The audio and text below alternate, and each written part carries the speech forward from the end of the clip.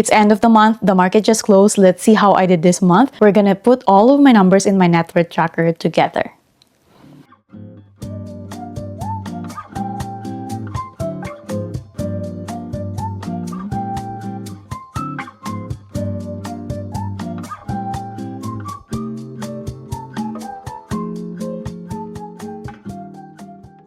Hello everyone, welcome back. My name is Michi. I talk all things personal finance and I share my journey online as I work towards building wealth as a first-generation immigrant.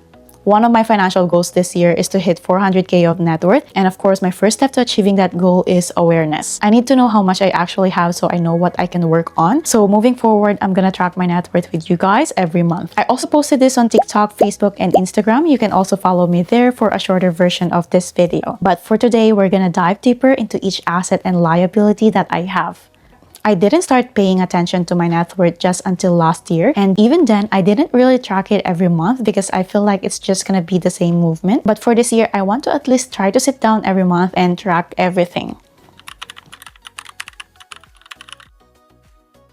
Before we start, I just want to give a little context about my investing journey and my financial health. I've been investing in the Philippines since I was 16. My dad opened my capital contribution. That was my first taste of compound interest. That account is giving me 18% dividend every year. I've been selling stuff online since I was 14 and have been contributing to that account since 16. I may not be putting a lot of money at that time, but that money is still there from 10 years ago and still compounding. I moved to California when I was 21. I got very lucky because as soon as I got here, I met people my age who were investing in the stock market and buying rental houses. My coworker at that time told me to download Robinhood. So the very first year that I got here, I learned how to invest in the stock market using Robinhood. That was 2018. And at the same year, I got a part-time job at Starbucks. As a Starbucks employee, we are granted an employee stock purchase and RSU. I don't even know it at that time, to be honest. I didn't take full advantage of it, but I just know that I got into Fidelity because of Starbucks. And the rest is history. Most of my investments are with Fidelity now. But I didn't start investing seriously just until 2024. I was already 28 at that time, and then I hit my first 100k of investment last year, 1 month before I turned 29. I did a lot of investing mistakes because I wasn't afraid to do it myself before doing enough research. But now that I see my investment accounts growing, I am being more conservative. I honestly think it comes with the age too. I've been working multiple jobs since 2018. I never had any six-figure income, but I always keep my expenses very minimal. I live with my boyfriend for 3 years now, and because of him, I don't have to pay rent, groceries, and utilities. This will eventually change in the next 2 to 3 years when we move to a bigger place. But for now, I want to take advantage of this privilege to invest aggressively. Alright, I'm just gonna pull out my net worth tracker and we can get started.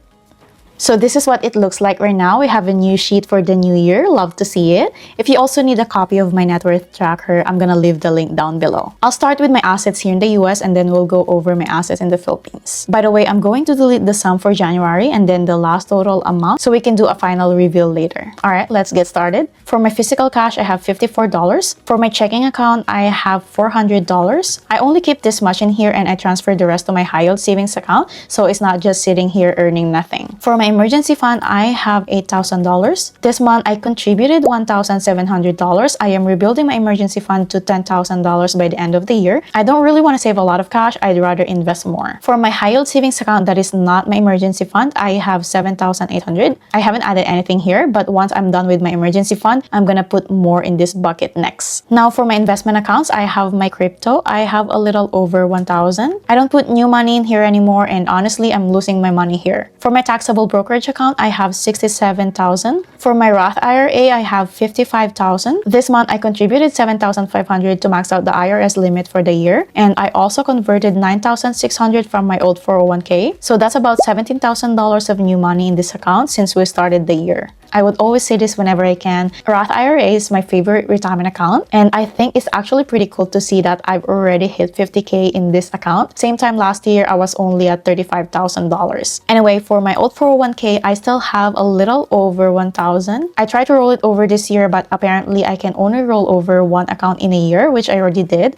So I have to wait till next year until I close this account. For my solo 401k, I have a little over 6,000. I just opened this account last month. I haven't added anything in here yet. For my 403b, I have a little over 600. I don't contribute in here anymore, but I'm going to start doing a mega backdoor to my Roth IRA next month, and Fidelity will transfer my earnings from my 401a to my 403b. For my 457b, I have a little over 6,000. I've been contributing 70% of my paycheck until I max this out to 24,500, hopefully by July. So this month, I contributed a little over 4,000. For my 401a, I have about 690. This is my after-tax contribution that I am converting to my Roth IRA. That's my mega backdoor Roth IRA strategy. For my HSA, I have a little over 1,000. This is my first time getting access to an HSA. Last one, for my US investment, I have my pension, 3,500. This is how much I contributed, not the vested amount. That's all for my US assets. Now we're gonna move on to my Philippine assets. I have 3 real estate in the Philippines, and if I am going to sell them right now, I can sell them for 6 million pesos. Since this is in Philippine peso, I always update the value based on the current foreign exchange. Today, it's 58.92 pesos in each dollar. That's about $100,000. For my private equity, I bought 2 shares for 1.8 million. Divide that to 58.92. That's about $31,000. For my bank in the Philippines, I have my capital contribution, my dividend earnings, my time deposit. Divide all those to 58.92. That's about 24,000. And lastly, my physical cash in Philippine peso, I have like 6,500. So that's about $100. For my liabilities, I don't own a car, so I have no car loans. I don't own a house yet, so no mortgage. I got my business degree back in my country. My dad paid for it, so no student loans neither. But I have a little bit of credit card balance. That's 270, and it's gonna get paid off right away. All right, we're gonna add up everything. So this is my total net worth. So for my total net worth, that's 144,000 for my US investments, 16,000 for my liquid cash, 157,000 for my Philippine assets, and $200 for my liabilities, which came out to $317,554.60. Last month, we closed the year with a little over 300K net worth, so that's 5.85% in growth for a month. So this is gonna be my starting net worth for the year, and we're gonna compare this to my net worth by the end of the year, or even month by month. We can do that too. I'm planning to do a monthly net worth update with you guys.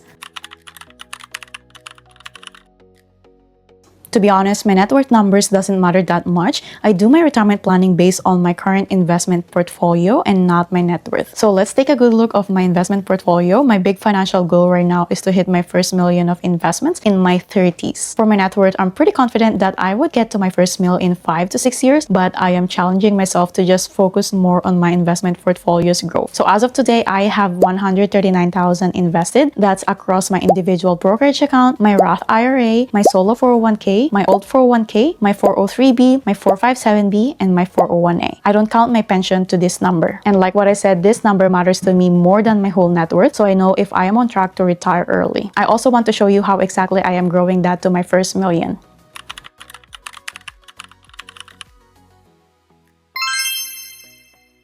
Scenario number 1, if I stop contributing today, my portfolio could still grow to 1.5 million at age 65, assuming 7% of interest, and this is already on the conservative side. Scenario number 2, I'll continue investing $12,000 a year in the next 20 years, and by the age of 50, I can reach my first million.